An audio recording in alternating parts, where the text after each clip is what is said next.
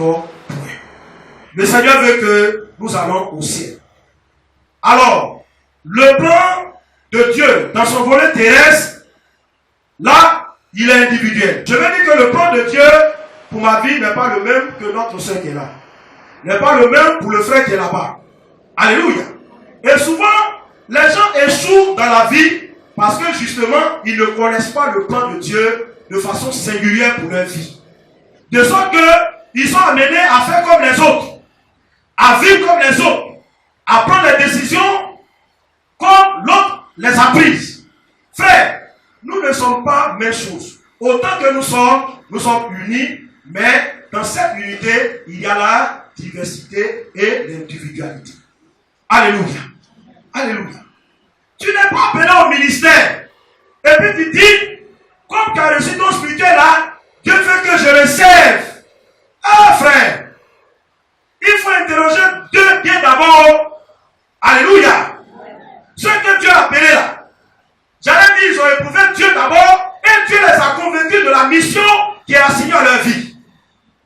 Quand Dieu a rencontré Moïse dans Exode chapitre 3, Moïse lui a résisté. Il dit que je ne suis pas la personne la mieux placée pour accomplir la mission que tu me demandes. Parce que justement, je ne sais pas parler. Alléluia. Gédéon, il a fait passer l'ange de l'Éternel par plusieurs tests afin que celui-ci le convainque de sa mission de libérer Israël. Il faut prendre la peine, si tu estimes que tu es appelé, les hommes peuvent te concéder cela. Mais toi-même, il faut t'assurer que cela fait partie du plan de Dieu pour ta vie sur terre. Peut-être que Dieu t'a appelé dans le monde séculier. Et cependant, tu t'efforces à rentrer dans le clergé. Frère, connaissons le plan de Dieu pour notre vie. Alléluia. Dieu peut t'appeler, frère, à être aussi un homme de Dieu. Une femme, une servante de l'Éternel. Mais comme tu as les yeux ailleurs, tu as les pensées ailleurs, tu as ton plan de départ, frère, cela t'est difficile de le connaître. Mais ce matin, Dieu veut que tu connaisses ce plan-là, car il est merveilleux pour toi. C'est en le connaissant que tu pourras éviter de le corrompre. Est-ce qu'on est ensemble? Moi, j'ai résisté à l'appel de Dieu. J'ai une petite expérience, et selon ma petite expérience, un jour, je causais avec un frère. Et je lui ai dit que le signe par lequel, l'un des signes par lesquels on reconnaît un appelé, c'est que le vrai appelé là, il suit l'appel de Dieu. C'est que Dieu le suit avec l'appel, lui il suit. Pendant que celui qui n'est pas appelé là, lui-même il court derrière l'appel là. Il court derrière l'appel là. Papa est là, peut-être qu'il peut corriger ce que j'ai dit.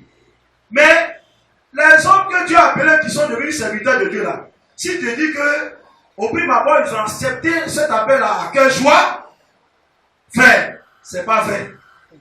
Alléluia. C'est pas vrai. Dieu te dit ce que tu fais là. Il faut laisser. J'étais dans la vente de la tomate, je faisais le commerce de tomates. Et ce que j'ai gagné là, frère, c'était énorme. C'était énorme. J'étais dans un village de 25 à 30 chrétiens.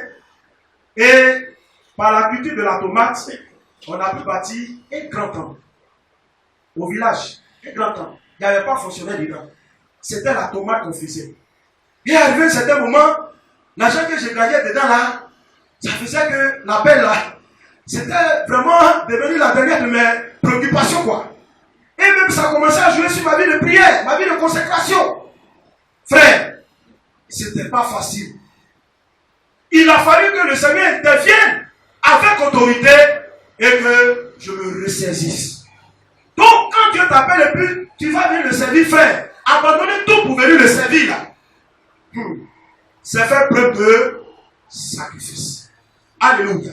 Donc tu dois connaître le plan de Dieu pour ta vie. Le plan de Dieu pour ta vie, c'est que Dieu veut que tu enfantes. C'est pas la stérilité. Alléluia. Il veut que tu enfantes. Mais si cela t'a d'arriver, bien aimé, il y a des dispositions qu'il faut comprendre. Et nous en venons donc à la deuxième disposition à observer en évitant, pour pouvoir éviter de corrompre le plan de Dieu. Il s'agit de la patience. Quelqu'un qui est avec moi, la patience. La patience, pour la définir en termes simples, c'est le savoir attendre. Savoir attendre. Attendre avec persévérance, avec calme, avec assurance. Alléluia. Vous savez, les promesses de Dieu sont nobles, elles sont merveilleuses. Et en tant que telles, Dieu prend le temps de nous construire avant qu'elles ne viennent à se manifester dans notre vie. Frère, papa, est-ce que tu peux donner 500 000 à ton enfant de 12 ans? Est-ce que tu peux le faire? Non, tu ne peux pas. Parce qu'il est encore enfant. Il n'a pas cette sagesse de gérer les choses, les richesses ou l'héritage. Et même dans certaines familles, quand les parents décèdent, l'héritage qui est là revient naturellement au fils. Mais si ce fils est encore dans son bas âge, on attend qu'il grandisse et puis on lui délègue, on lui cède l'héritage. Dieu a un plan merveilleux pour ta vie. Écoute-moi bien. Dieu veut t'élever. Il veut que tu sois épanoui, que tu vives la vie qu'il a réservée pour toi. Tu comprends? Mais comme ce plan est merveilleux, il prend la peine, le temps de le construire, ou même toi-même de te construire. Qu'est-ce qu'il faut faire pendant ce temps? Il faut patienter. La Bible déclare que c'est une prophétie dont le temps est fixé. Et si elle tarde, attends-la, car certainement elle s'accomplira. Dieu n'est pas un homme pour mentir, je le répète. Ce qu'il a dit là, la prophétie que tu as entendue sur ta vie, sur ta famille, frère, cette prophétie est authentique, elle va s'accomplir. Ce qu'il te demande ce matin, ton Dieu, c'est de patienter. Alléluia. Vous savez, quand on se précipite, on tombe forcément dans l'erreur. La vie n'est pas une course. Ce n'est pas un concours. Ce n'est pas une concurrence.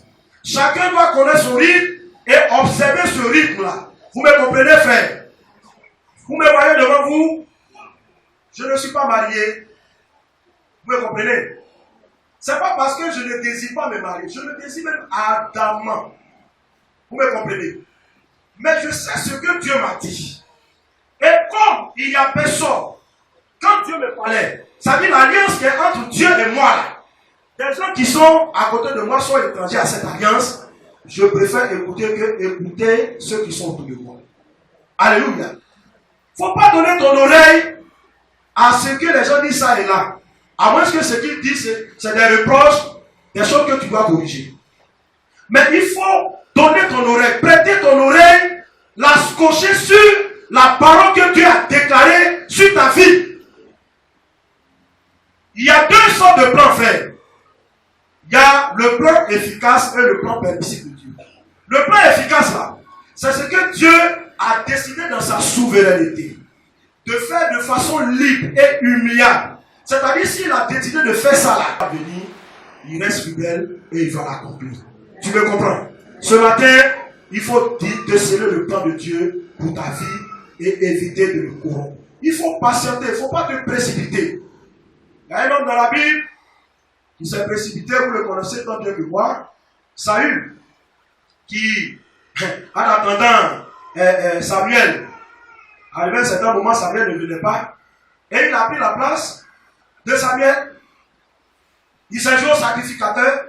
Bien aimé, vous connaissez le reste de l'histoire. C'est pour dire que quand on n'est pas patient, bien aimé, il y a la dizaine qui nous caille. Ce matin, que la patience soit une vertu pleinement établie dans ta vie religieuse.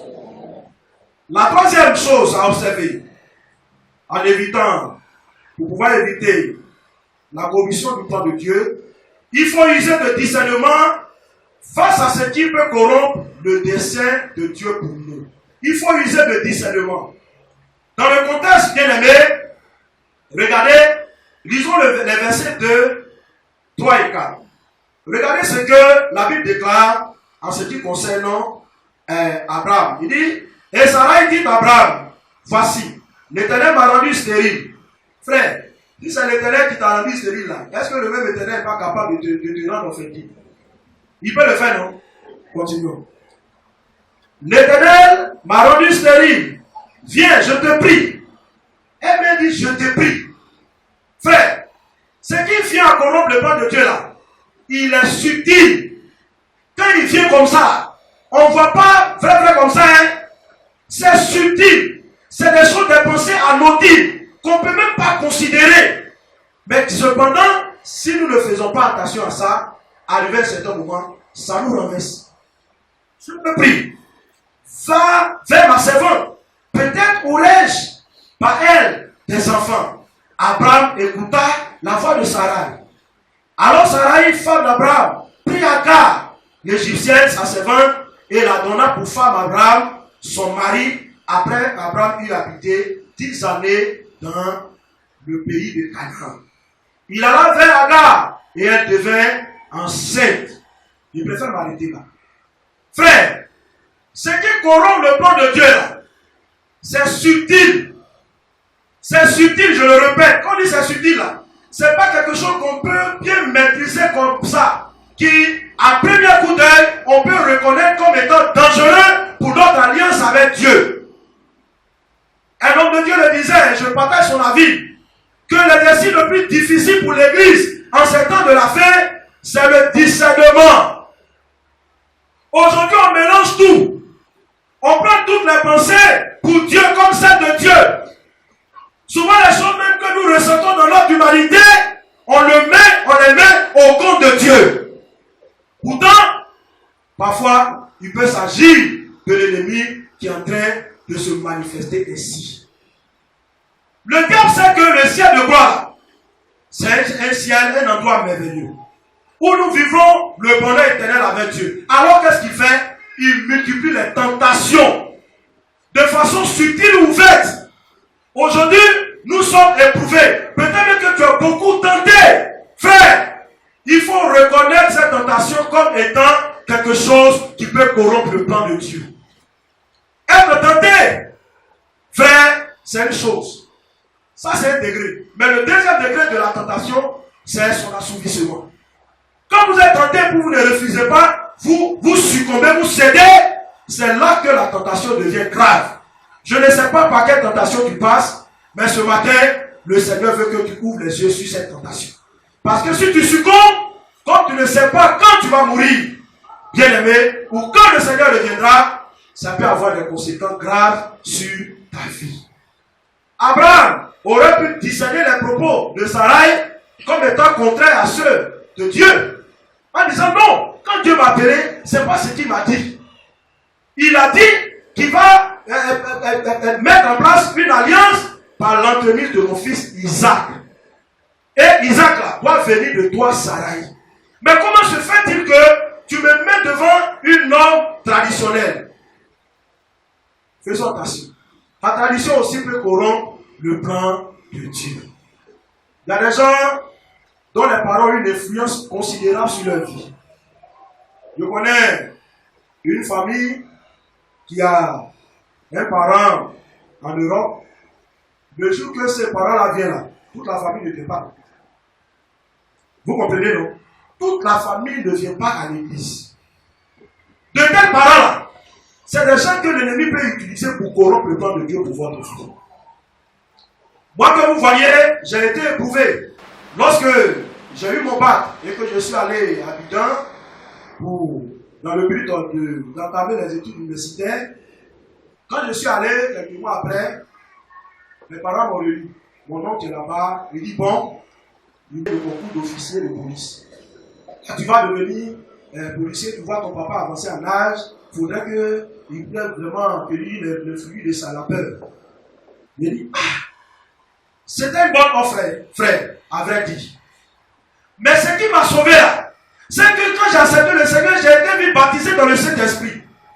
Et l'Esprit de Dieu a commencé à vite m'utiliser, à me parler. Par les prophéties, les paroles de connaissance. Dieu, au départ, m'avait attesté qu'il m'avait choisi pour le servir. Je vous assure, si je n'étais pas baptisé dans le Saint-Esprit, j'allais céder à leur proposition. Peut-être que j'allais être policier, avoir de l'argent. Mais est-ce que cela, pour autant, dit que j'étais dans le plan de Dieu? Jamais. C'est un ancien, un diacre plutôt, de l'église de Koumansi, Bethléem, qui payait le cas de bus. Frère, quand tu connais le plan de Dieu pour ta vie, alléluia, et que tu discernes le mouvement de l'ennemi qui peut contrarier ce plan-là, tu marches en homme averti et par conséquent victorieux. Alléluia. Faut discerner. Regarde, l'amitié que tu noues avec quelqu'un. Tu dis lui là, c'est mon ami sûr. Comment tu peux prendre un païen pour ton ami sûr? Ah frère, c'est inconcevable. La Bible dit que la lumière n'a pas de rapport avec les ténèbres. Je ne dis pas que, en tant que des hommes, vous ne devez pas les saluer ou faire chose. Mais regarde, parmi tout ce lot de frères et sœurs qui sont à l'église ici, comment tu te dis que tu n'as pas trouvé un ami sur tes dents, et puis c'est dans le monde que tu as mis sur, tu as ta porte là-bas, tu as ton gars. Ça c'est mon assaut. Il y a beaucoup d'assauts ici. Alléluia. Et souvent l'ennemi utilise ce gars-là pour t'entraîner toujours dans la boue du péché. Tu peux dormir si tu veux, mais le Saint-Esprit est en train de parler à ton cœur. Alléluia. Parle à ton cœur. Et nous les traînons avec nous. Ils font pencher avec nous. Ils nous amènent à corrompre la volonté de Dieu, le plan de Dieu. Ils nous amènent à succomber à la tentation. Quelqu'un qui a un copain, une copine, et vous êtes toujours ensemble, sachant que la parole de Dieu ne conçoit pas cela. Frère, sœur, si tu vis dans une telle réalité, il faut te ressaisir. Parce que si tu persévères, bien aimé, tu vas louper le ciel. Tu vas louper le ciel. Je ne suis pas en train de te condamner.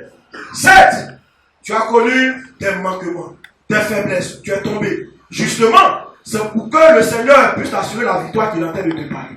Alors saisis ce message par la foi et relève-toi au nom de Jésus-Christ de Nazareth. Alléluia. Je vais énoncer simplement la quatrième disposition sans entrer dans les détails. La quatrième disposition consiste à avoir constamment les regards fixés sur le plan de Dieu. Amen. Dans 2 Pierre 1, verset 4, la Bible dit que les promesses de Dieu nous assurent de sa part, ne pas dire lesquelles nous assurent de sa part les plus grandes et les plus précieuses promesses.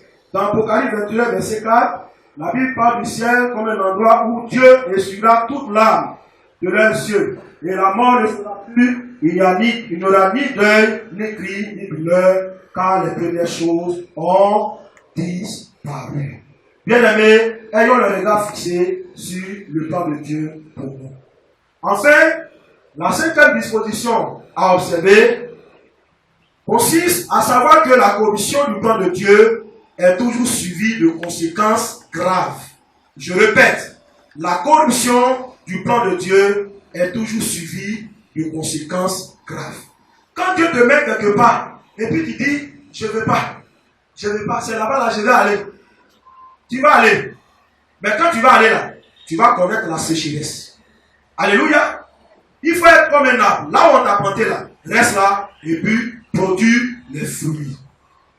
Quand nous revenons donc à notre contexte, quand Sarai, on regarde les versets 4 et 5, quand Agar est devenue enceinte, qu'est-ce qu'elle a fait?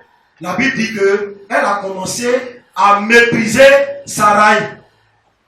Elle a commencé à la mépriser. Il y a des gens qui sont avec vous là. Tant que vous ne leur donnez pas un peu de pouvoir, ils sont bien avec vous. Ils sont soumis. Mais faites l'erreur de leur concéder une petite part de votre autorité. Oh là là. Il va régner en maître, se montrer même qu'il est là aussi. Frère, tant que Agar demeurait dans sa position de servante là, il allait avoir l'harmonie, la paix dans le foyer de Sarai.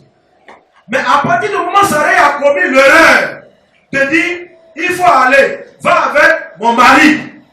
Et quand elle est devenue enceinte, du coup elle s'est vue comme une coépouse. Alléluia. Elle a commencé à mépriser sa maîtresse. Frère, on pourrait accuser Agar, mais c'est un avis personnel. Moi j'accuse Sarai. Et j'accuse Abraham. Parce que si Sarai n'avait pas fait la proposition, et que si Abraham aussi n'avait pas cédé à la proposition de sa femme, Agar ne se serait pas comporté ainsi. Alléluia. Alléluia. C'est une analogie. Ce texte c'est une analogie avec l'exemple de Ève et de choses, Adam. Vous comprenez? Les deux sont fautifs. Monsieur, Dieu t'a parlé. Dieu dit là-bas, là, le fruit, là, ne faut pas manger.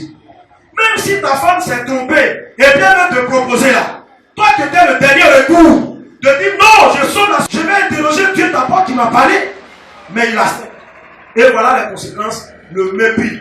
L'atmosphère est devenue insupportable, invivable dans la maison. Mais c'est la cohabitation de deux rivales, frère. Cette cohabitation qui réussit, c'est par moment. Et de façon épisodique. Sur en réalité, c'est une rivalité farouche. Et Agar est parti dehors, dans le désert, dans la souffrance, avec l'enfant. Frère, je vais te dire que tu es responsable.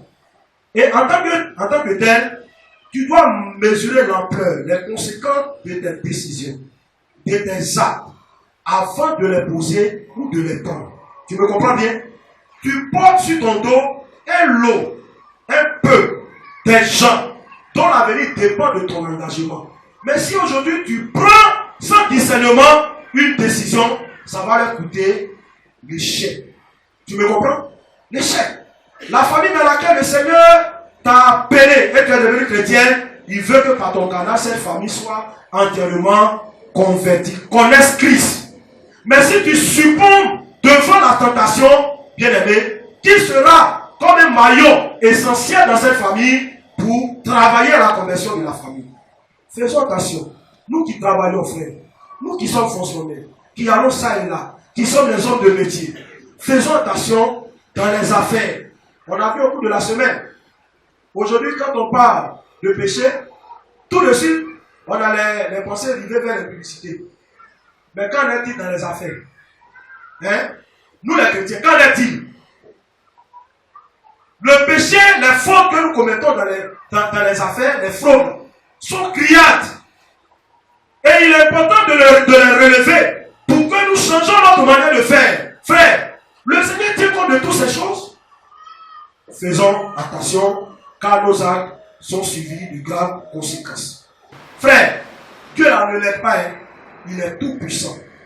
Ce qu'il te dit de faire, il faut le faire. Ce matin, j'aimerais terminer mon message en répétant à chacun que Dieu a un plan pour lui. Ce plan-là, il consiste à non seulement aller dans le ciel sur le volet céleste, mais dans son volet terrestre, chacun de nous a un plan, que ce soit pour sa vie, dans le travail, ou pour la bénédiction matérielle et spirituelle.